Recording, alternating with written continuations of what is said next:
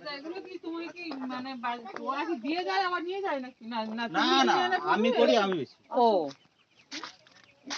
এর মধ্যে কোনো কোম্পানির কোনো ব্যাপার নেই, সব সব কয়লার মোড়ক, ব্রয়লার কোনো সিস্টেম নেই। আমি ভেবেছিলাম যে পোল্ট্রি না পোল্ট্রি ওই যে আবার সামনে বাজারে দিয়ে আসো না এখান থেকে বিক্রি করতে আসো? এইখান থেকে বলতে গেলে আমাকে যেতে হয় বকখালিতে, যেতে হয় 10 মাইলে ও গাড়িতে, যখন যে অর্ডার করে যে আমার ভ্যানে করে নিয়ে গিয়ে দিয়ে আসো তাই তো?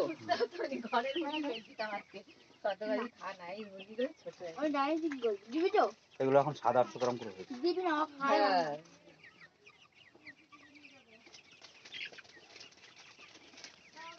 কটা মুরগি মরে গেল ঠান্ডা ওই বলতে বলে 15টা মরে গেছে।